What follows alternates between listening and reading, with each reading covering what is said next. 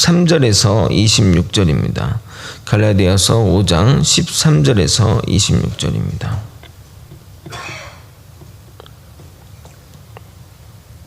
저와 번갈아 교독하고 마지막 절 함께 읽겠습니다. 형제들아, 너희가 자유를 위하여 부르심을 입었으나 그러나 그 자유로 육체의 기회를 삼지 말고 오직 사랑으로 서로 종노릇하라.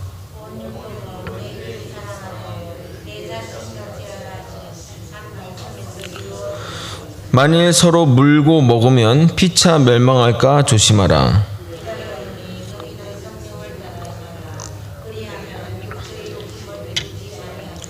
육체의 소욕은 성령을 거스리고 성령은 육체를 거스르나니 이 둘이 서로 대적하므로 너희가 원하는 것을 하지 못하게 하려 함이니라.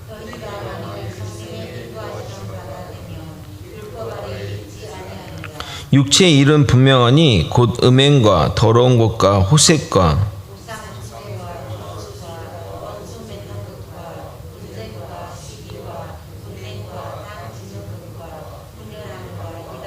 투기와 술취함과 방탕함과 또 그와 같은 것들이라. 전에 너에게 경계한 것 같이 경계하노니 이런 일을 하는 자들은 하나님의 나라를 유업으로 받지 못할 것이요.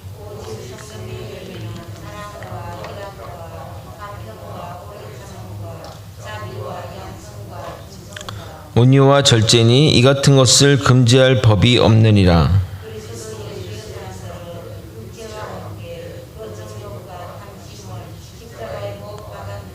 만일 우리가 성령으로 살면 또한 성령으로 행할지니 헛된 영광을 구하여 서로 노엽게 하거나 서로 투기하지 말지니라. 아멘. 우리는 할례로 시작으로 율법에 따른 삶은 과거 우상에게 종되었던 것과 다름없다는 사도 바울의 이야기를 잘 듣고 이해했습니다. 우리는 믿음으로 구원에 이르지 결코 율법으로 구원에 이르지 못함도 이해했습니다. 또 할례를 하고 안 하고가 중요한 것이 아니라 구원의 목적으로 할례를 하는 것이 문제라고 깨달았습니다.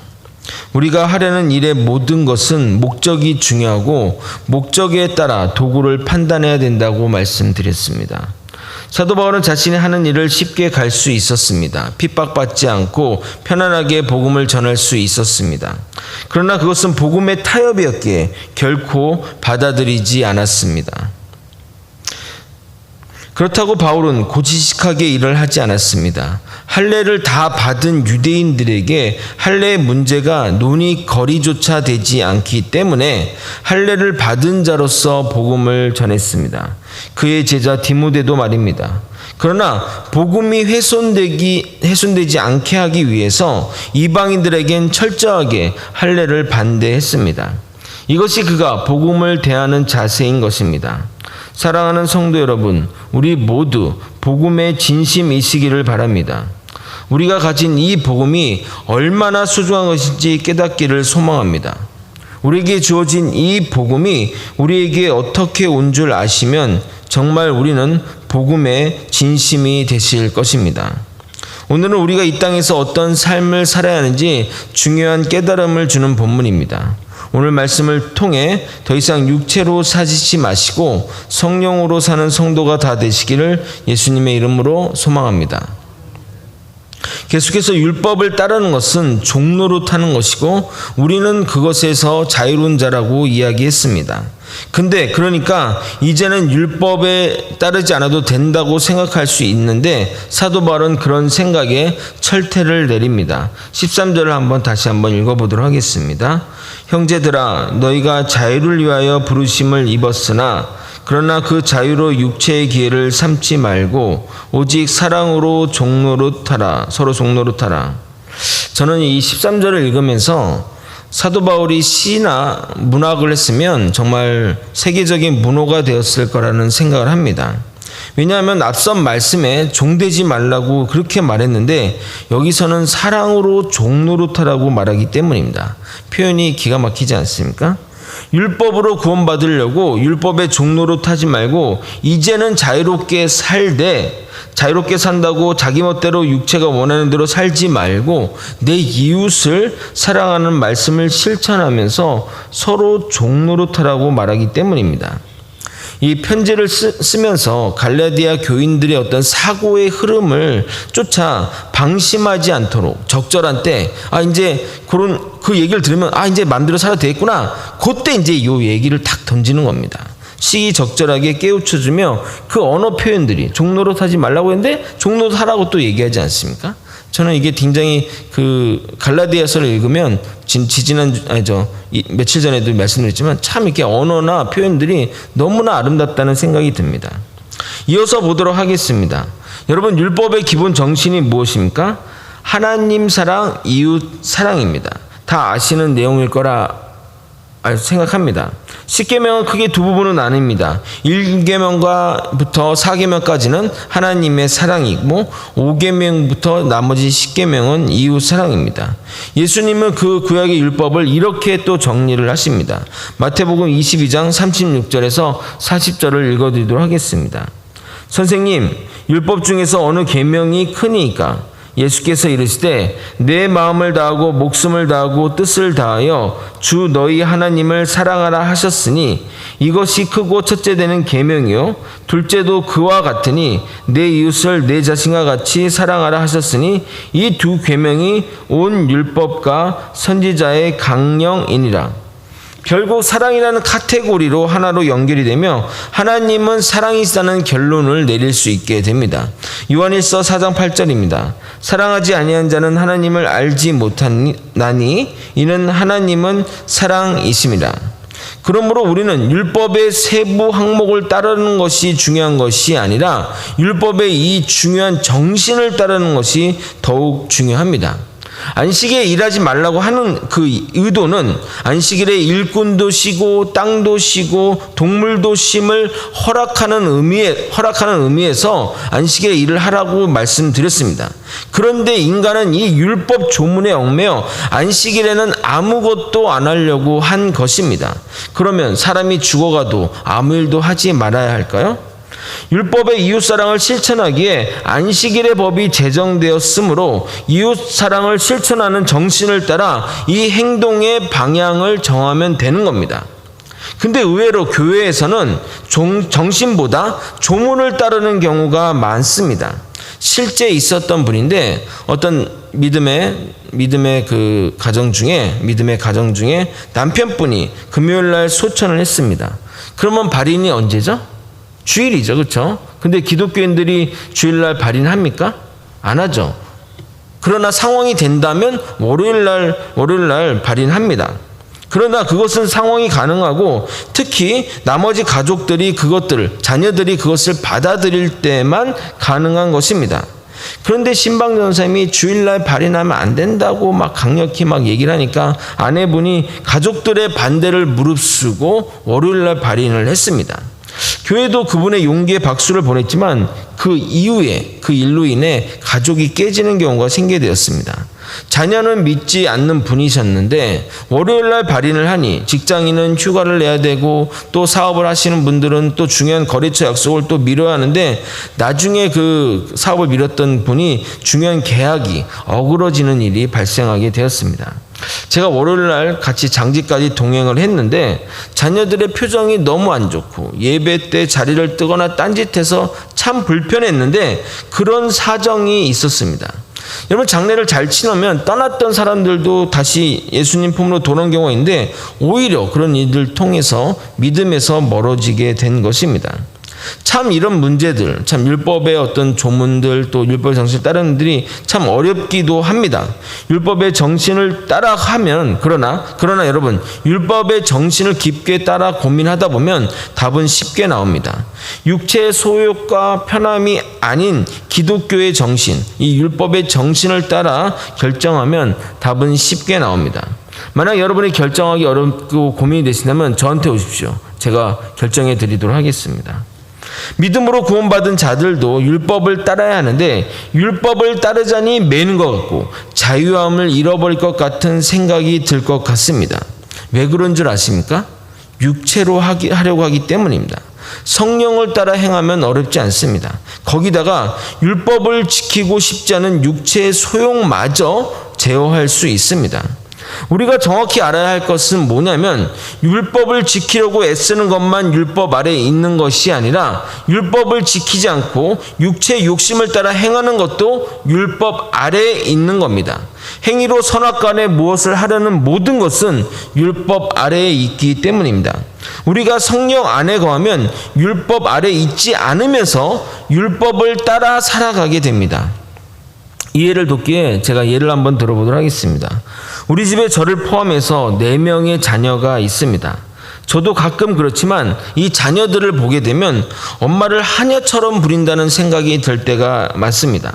밥 먹을 때 목마르다고 엄마에게 물 달라고 하자, 물 달라고 하지, 또 밥 모자라면 자기가 밥솥 가서 푸면 되는데 엄마에게 시키지. 지켜보면 엄마는 거의 식사를 못합니다. 그래서 저랑 애들은 살이 찌고 우리 사모는 점점 말라가는 것 아닌가 생각이 듭니다. 그런데 저희 사모가 종이라서 그렇게 하는 겁니까? 원래 우리 사모가 하녀 출신입니까? 아니죠. 우리에게 종속돼서 또는 그것이 우리가 무서워서 우리의 심부름을 하냐 이 말입니다. 사랑하니까, 우리를 사랑하니까 우리의 부탁을 들어주는 것 아닙니까? 만약 사랑이 식고 자식과 부모 관계이 끊어지고 부부간에도 사랑이 없고 그냥 부부라는 그 형식만 남아있다면 어떻게 됩니까? 물 좀 떠다자면 너는 손모가지가 없냐? 너가 따먹어! 라고 하지 않겠냐 이 말입니다. 성령을 따르는 삶이 이렇습니다. 자발적이며 기쁨으로 감당하게 됩니다. 성령을 따르는 삶을 살게 되면 육체의 소욕을 따르지 않게 됩니다.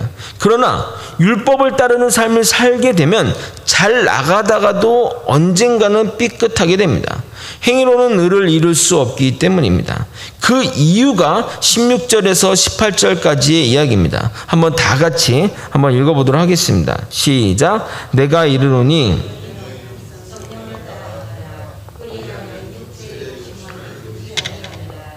육체의 소욕은 성령을 거스리고 성령은 육체를 거스르나니 이 둘이 서로 대적하므로 원하는 것을 하지 못하게 하려 함이니라. 너희가 만일 성령이 인도하시는 바가 되면 율법 아래에 있지 아니하니라. 아멘. 그러므로 우리가 죄를 짓지 않게 저 죄 짓지 않게 이 길 힘을 주세요, 죄를 짓지 않게 해주세요 기도할 것이 아니라 성령 충만케 해주세요, 성령님 도와주세요, 성령님만 의지합니다 라고 기도해야 하는 것입니다. 나중에 성령에 대해서 이야기할 때 어떻게 성령 충만하게 되는지에 대해도 좀 깊게 다루도록 하겠습니다. 19절에 말하는 육체의 일은 무엇일까요? 육체의 일이란 육체의 소욕을 따르는 삶을 말하는데 두 가지로 나눕니다. 첫 번째는 말 그대로 육체가 원하는 대로 행동하는 자들입니다. 세상 사람들의 삶이 바로 그렇습니다. 육체가 원하는 대로 살아가는 자들입니다. 물론 가끔 사회적 지위와 학식으로 인해 잘 포장하지만 결국 그들의 본질적인 욕구와 삶은 육체의 소욕을 따라 사는 삶입니다.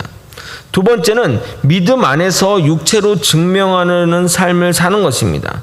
율법에 매여 율법에 따라 행위로 사는 삶을 말합니다. 그런데 이런 삶에도 이렇게 육체를 따라서 율법을 행하는 그런 삶에도 열매가 있습니다.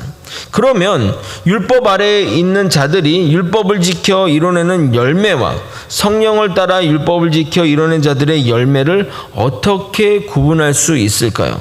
결국은 최종적인 열매로 구분할 수 있는데 시간이 걸린다는 이 난점이 있습니다. 우리는 이것을 구분할 수 없습니다. 하나님이 아십니다. 그러므로 쉽게 우리가 그것을 보고 구분하려고 해서는 안 됩니다. 괜히 빈대 잡으려다가 초가상간을 태울 수 있습니다. 그러나 대부분 생전에 그런 것들이 드러나게 되어 있습니다.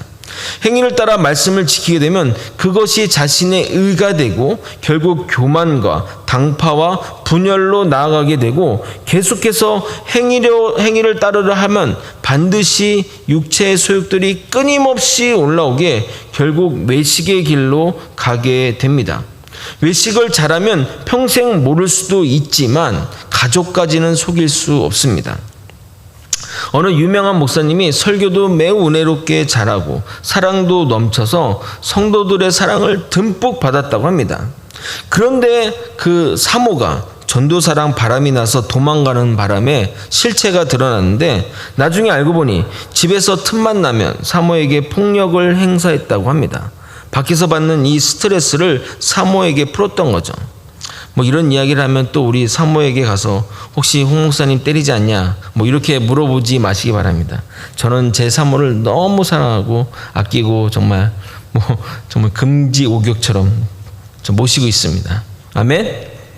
그리고 이어지는 22절, 23절은 유명한 성령의 9가지 열매입니다. 이 본문도 몇 줄을 해야 되는 설교 본문인지라 이 부분만 언급하고 넘어가도록 하겠습니다. 성령의 9가지 열매는 개별적인 열매가 아니라 성령 충만한 사람들은 이런 9가지 열매가 다 나타나야 됩니다. 뭐 나는 사랑의 열매가 드러나 그게 아니고 그 9가지 열매가 경중의 차이는 있지만 그 9가지 열매가 다 드러나야 됩니다. 왜냐하면 성령의 열매가 단수로 쓰였기 때문입니다. 그게 육체의 열매와 성령의 열매의 구분점입니다. 아시겠습니까? 육체를 따라서 하는 사람들의 그 열매를 자세히 보면 이렇게 볼 수 있습니다. 여러분, 사랑이 있는데 희락이 없다 말이 됩니까? 말이 안 되죠. 화평케 하는 자인데 오래 참지 못한다 말이 됩니까? 자비가 넘치는데 양선이 없다? 가짜입니다. 온유한데 절제하지 못한다? 거짓입니다. 그걸로 판단할 수 있습니다. 그분은 정말 사랑이 넘치는데 절제하지 못해, 온유하지 못해. 그러면 말이 안 되는 거죠. 이 9가지 열매가 모두 다 드러나야 합니다. 말씀을 정리하겠습니다. 긴 본문을 이렇게 새벽에 하루만에 해야 되니 좀 아쉽게 넘어갑니다. 제가 자꾸 나중에 말씀드리겠다 해서 죄송한데 이렇게 하나님의 크기와 넓이와 높이와 깊이가 깊은 겁니다. 평생 배워도 모자란 게 하나님의 위대하심인 것 같습니다. 믿음으로 구원받은 우리도 율법을 따라 살아야 합니다. 그러나 결코 율법 아래에 사는 삶, 율법의 종노릇 하는 삶을 살지 않는 것은 우리가 성령을 따라 살기 때문입니다. 성령을 따라 사는 삶은 성령의 열매를 맺게 됩니다. 성령을 따라 살면서 육체의 소욕을 이루지 않는 삶을 살아가야 할 것입니다. 24절을 읽고 설교를 마치도록 하겠습니다. 함께 읽겠습니다. 그리스도 예수의 사람들은 육체와 함께 그 정욕과 탐심을 십자가에 못 박았느니라. 아멘. 우리를 십자가에 못 박고 예수 그리스도로 살아가는 저와 여러분이 되시길 예수님의 이름으로 소망합니다. 기도하시겠습니다. 하나님 아버지, 하나님의 뜻을 따라 살아가는 자 되게 도와주시옵소서. 항상 기도할 것은 성령 충만함을 놓고 기도하는 자 되게 도와주옵소서. 내 의지로, 내 행위로 무엇을 증명하려는 삶이 아니라 성령에 붙들려 성령이 이끄시는 대로 살아가는 우리가 되게 도와주시옵소서. 사랑이 많으신 예수 그리스도 이름으로 기도드렸나이다. 아멘. 주기도문으로 마치겠습니다. 하늘에 계신 우리 아버지여, 이름이 거룩히